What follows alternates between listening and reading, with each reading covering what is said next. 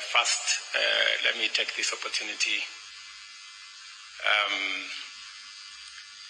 to apologize that we were supposed to start this meeting at 9, but I was told there is a bus that came late that was carrying some very important people. So I hope next time the bus will keep time. Excellencies, High Commissioners, Ambassadors, ladies and gentlemen, I thank you for your presence here today and hope that you are keeping and enjoying Kenya's warm hospitality. Let me join PCS in saying Happy New Year. Not long ago, we gathered to mark 60 years of Kenya's diplomatic journey and the 61st Jamhuri Day, both momentous milestones reflecting our resilience and commitment to international cooperation. Over the years, Kenya has worked tirelessly with many of the nations and organizations represented here to address pressing bilateral and multilateral issues. The New Year diplomatic address underscores our foreign policy's focus, not just on advancing national interests for Kenya, but on building bridges, fostering respect, and promoting shared purposes across all our friends. Your presence highlights the importance of our collective efforts in strengthening diplomatic ties. I am therefore pleased to announce that this year's address will be institutionalized as an annual event to reflect on past achievements, deepen collaboration with diplomatic community, and set future priorities. Regular engagements will enhance mutual understanding and strategic alignment on many issues that affect all our nations. Ladies and gentlemen, Excellencies, Kenya's commitment to diplomacy has allowed us to forge strong global relationships. Since independence, we have expanded our diplomatic footprint from 6 missions to now 70 stations across the world. We continue to prioritize regional integration, intra-African ties, economic diplomacy, and global peace and security. To better engage our diaspora, the State Department for Diaspora Affairs was established in 2022 to protect, empower, and support Kenyan citizens abroad. I'm very proud of what that State Department has managed to achieve in the last 2 short years. In December, I launched the revised Kenya Foreign Policy 2024, aligning our diplomatic strategy with evolving global dynamics. This policy reaffirms our commitment to international partnerships, regional cooperation, sustainable development, and positioning Kenya as a key player in global affairs. Our foreign policy priorities include deepening diplomatic ties, championing Pan-Africanism, expanding international cooperation, enhancing regional stability, fostering economic development, advocating climate justice, addressing global health challenges, and pursuing an equitable reform process in both international finance and international governance. Excellencies, ladies and gentlemen, Kenya's diplomacy continues to strengthen as reflected in our vibrant civil society, free press, and active citizenry. Our constitution upholds transparency, inclusiveness, and good governance, cementing our status as a stable democracy. Democracy extends beyond elections. It is about national unity and shared responsibility. We have embraced an inclusive governance model that fosters cohesion across political, regional, and social divides. Africa's youthful population presents both opportunities and challenges. We see Kenya's growing youth demographic as a strength. Our policies focus on job creation, entrepreneurial support, and investments in technology and creative economy. We are also securing bilateral labor agreements to provide our youth with global employment opportunities, and I appreciate the support of all our partner nations in this effort. Our economic recovery efforts are delivering results. We remain focused on infrastructure development, universal healthcare, education, electricity access, job creation, and reducing the cost of living, and also so that we can improve livelihoods. At the same time, we are minimizing waste, eliminating inefficiencies, closing avenues, and intensifying the fight against corruption. The bottom-up economic transformation agenda remains central to our development strategy, driving progress in agriculture, housing, healthcare, micro, small, and medium enterprises, and digital innovation. Our subsidized fertilizer program and expanded irrigation have boosted food security, while affordable housing projects are creating jobs and improving living standards of many Kenyans. Taifa Care is making healthcare more accessible, and the Hustler Fund has provided over 60 billion in affordable credit to personal and small businesses. Kenya is also advancing its digital economy with over 18,000 kilometers of fiber optic connectivity completed in the last 2 years, while our target is 100,000 in 5 years. And we are also growing investments in the creative industry. Kenya remains committed to clean energy, investing in renewable manufacturing such as solar panels and batteries. As we pursue these goals, I encourage the diplomatic community to explore opportunities for public-private partnership, trade and investment, so as to drive mutual prosperity between Kenya and the countries that you represent. Through robust bilateral partnerships, Kenya has secured critical support for transformative projects, attracted foreign investments, and strengthened collaboration in trade, health, education, security, and technology.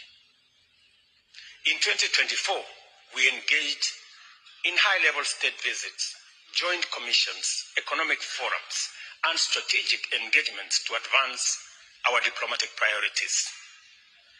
Looking ahead to 2025 and beyond, we aim to deepen our existing bilateral relations while expanding our global reach through mutually beneficial partnerships, including strengthening South-to-South cooperation and other interventions. Kenya has risen to the global stage in a world where Cold War-era divides are giving way to pluralism and diversified diplomacy. Our objective is to forge partnerships that deliver tangible benefits for all our people. In this regard, I am eager to explore new avenues of cooperation with each and every country that you represent. Our approach to regional peace, security, and prosperity is anchored in the belief that unity and integration are essential to unlock the full potential of East Africa, Africa, and beyond. This commitment is reflected in our leadership within regional organizations such as the East African Community, the Intergovernmental Authority on Development, IGAD, and the Africa Union, of course. As the current chair of the East African Community, Kenya is dedicated to advancing the community's objectives by building on past achievements. Strengthening intra-regional trade remains a priority as it holds immense potential for economic growth and creating opportunities for jobs and for enterprise. We are also focused on enhancing regional infrastructure connectivity and addressing security challenges within East Africa. Beyond the East Africa and the EAC, Kenya remains an active member of the Africa Union, playing a key role in peace building across the continent. I am honored to serve as the champion for Africa Union reforms, a role aimed at enhancing the Union's ability to respond effectively to Africa's challenges. Recently, I hosted a retreat for African heads of state to advance the Africa Union reform agenda, critical steps that will ensure the Union is better equipped to address conflict resolution, economic development, and also share good governance. Kenya is also proud to nominate our distinguished Pan-Africanist, former Prime Minister Raila Odinga, for the position of the chairperson of the Africa Union Commission. His candidacy reflects Kenya's broader vision of strengthening African institutions to better serve our continent's people. Excellencies, ladies and gentlemen, peace and security remains central to Kenya's vision for a stable and prosperous region. Over the years, we have played a key role in mediating conflicts and addressing some of the most complex security challenges in our region.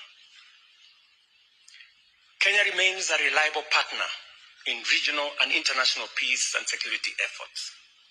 Over the weekend, I was in Dar es Salaam, Tanzania, co-chairing the first ever EAC SADC Joint Summit on the security situation in the DRC. Together with other leaders, we called for an immediate ceasefire, humanitarian access, and a peaceful resolution through a merged Nairobi-Luanda process that will centralize around dialogue. We made it very clear that there cannot be, and there is no possibility, of a military solution to this DRC problem. It is regrettable that diplomatic missions and peacekeeping forces, including SADC and UN personnel, have come under attack in DRC. We urged the DRC government to ensure the safety of diplomatic staff and peace missions. Peace initiatives such as the DRC process require sustained funding. However, many efforts falter due to inconsistent financing, leading to delays that create vacuums and risk further violence. To prevent this, we must establish a structured and predictable mechanism for funding peace initiatives. I urge states and international organizations to work together to guarantee adequate resources for effective peace building. In fact, as part of the reorganization of the Africa Union in the reform process, is to do more around conflict prevention and peace building, rather than managing conflicts when they are already fully blown. These are some of the discussions we will be having this week in Addis. To this end, we propose that EAC and SADC ministers convene a joint meeting to establish a joint technical team under the two regional secretariats.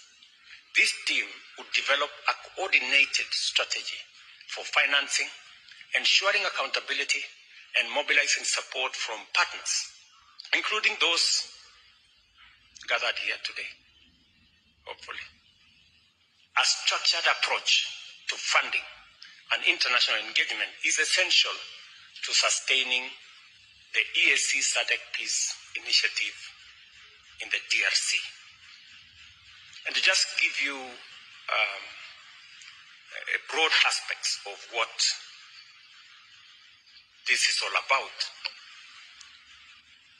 is that we believe that first we need to merge the Nairobi and Luanda processes, because having two concurrent processes running parallel creates unnecessary competition, creates avenues for forum shopping, and many other things that undermine the ultimate goal of these processes. So we agreed that these processes should be merged into one. Number two, we also agreed that we should expand the space for facilitators so that instead of having one facilitator, we will have three facilitators. And we are in consultation between me and my co-chair on identifying the additional facilitators so that we can provide a more robust mechanism and energize the whole process of mediation in the DRC. And number three is to focus on both intra-Congolese dialogue amongst the parties in the DRC and also in the dialogue between DRC and its neighbors, more particularly with Rwanda. That will be the focus of the mediation process and the facilitation process and the merger of these two processes. We will be proposing for an endorsement from the summit of the African heads of state. And to avoid the pitfalls of the past, both processes suffered funding challenges. We have agreed that this time round, we want to agree on a funding mechanism that is predictable and that can sustain the whole process to its conclusion, because the situation in DRC is so dire, is so tragic. In fact, it is an indictment to leadership, not just in our region, but I think globally as well. Ladies and gentlemen, as the East African chair, I also echo the calls of the Africa Union, SADC, the UN, the G7, European Union, Britain, and the United States, and others, for all the parties in the DRC conflict to prioritize negotiations, dialogue, and commit to all of us working towards achieving lasting peace. Kenya's peace and security efforts extend across the continent. To the Tumaini initiative, which is aimed at fostering dialogue and reconciliation in South Sudan, to our contribution towards stabilizing Somalia. On the Tumaini process, we believe that process is in the tail end. Hopefully, in the next couple of weeks, maybe a month or two, we should be able to conclude that process and allow the people of South Sudan to focus on their development towards an election that will give the people of South Sudan the opportunity to choose their leaders. On the Somali process, we are participating in the post-ATMIS arrangement and possibly working with other partners in the new arrangement to see how efforts of stabilizing Somalia can be achieved using and working with all the troop contributing countries and all the other partners that are supporting that process. We urge our international partners to support these missions and ensure their success. In late January, I met Sudan's foreign minister and discussed the terrible situation in Sudan. And I believe this is our next frontier of engagement. I had a robust engagement with the President al-Sisi of Egypt on these matters touching on Sudan and on what Kenya and Egypt and all the other neighbors can contribute towards the situation that keeps deteriorating in Sudan. the toll on human life, the serious situation, humanitarian situation, the atrocities that are going on in that country are just unimaginable. And we cannot continue, it cannot continue to be what it is.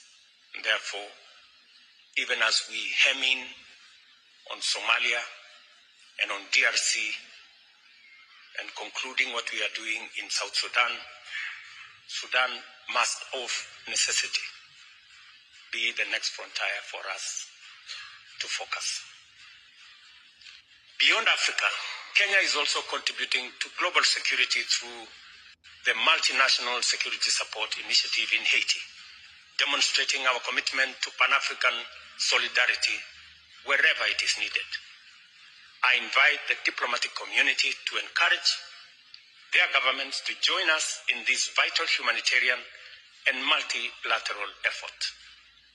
I must thank countries that have worked with us, El Salvador and all the other countries, Jamaica, and of course the support of the United States and the UN family in advancing the cause of peace and stability in Haiti. Kenya remains steadfast in its commitment to multilateralism, recognizing international cooperation as an essential to address global challenges. As the host of the only UN headquarters in Africa and the Global South, the UN office in Nairobi, alongside UNEP and UN Habitat, Kenya continues to champion multilateral engagement. Our leadership in environmental and climate diplomacy is guided by the outcomes of the Africa Climate Summit in 2023, which emphasized the need for increased climate adaptation and mitigation financing. These commitments continue to shape our priorities in the new year. We are actively working to enhance Nairobi's position as a hub for multilateral diplomacy by ensuring international organizations enjoy necessary privileges. We continue to expand infrastructure and to enhance our security situation, not just in Kenya, but more specifically in Nairobi. However, the evolving global landscape calls for urgent reforms to make multilateral institutions more responsive to the needs of all nations. Kenya strongly supports UN reform, particularly greater representation for Africa. With 54 member states, 28% of the UN's membership, Africa must have a stronger voice to uphold fairness and equality in global decision-making. We hold similar views regarding international financial institutions. Kenya supports efforts to reform the global financial architecture, ensuring fair debt restructuring, climate financing, and development support. I urge our esteemed partners to back these necessary reforms for more equitable and just economic system. Kenya's efforts to secure concessional funding through IDA window of the World Bank, that I championed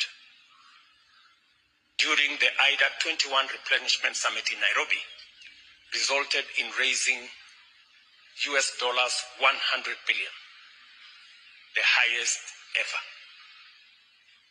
This was a monumental step as we work towards assisting 75 countries that are least developed, a majority of whom are in our continent. On environmental matters, inaction and geopolitical divisions only heighten the risk we all face. Climate threats do not recognize borders. They demand a collective global response. I urge nations and world leaders to recognize climate action as an imperative for survival and for shared responsibility.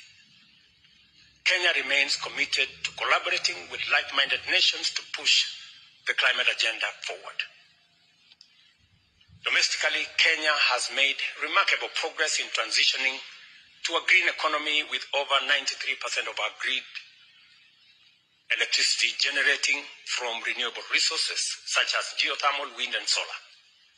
Our national tree planting and restoration campaign, targeting 15 billion trees by 2032, is on course. In 2024, our efforts led to the planting and growing of 750 million trees. As we approach COP30, we call on international partners to honor their climate financing commitments. Kenya will continue leading by example, advocating equitable climate financing and ensuring Africa's voice remains central in global climate discussions.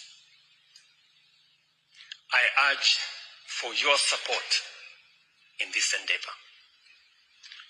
Excellencies, ladies and gentlemen, I commend the diplomatic missions and international organizations in Kenya for their cooperation, goodwill, and support. Your contribution in trade, investment, health, education, technology transfer, infrastructure development, capacity building, and security are invaluable. Kenya deeply values the expertise and resources you bring to our shared efforts. The diplomatic community serves as a vital bridge between nations, fostering dialogue and cooperation. I invite you to engage freely with our government on matters of mutual interest. Kenya remains your dependable and committed partner in bilateral, regional, and global affairs. As we embark on this new year, I extend my warmest wishes for a prosperous and impactful year ahead.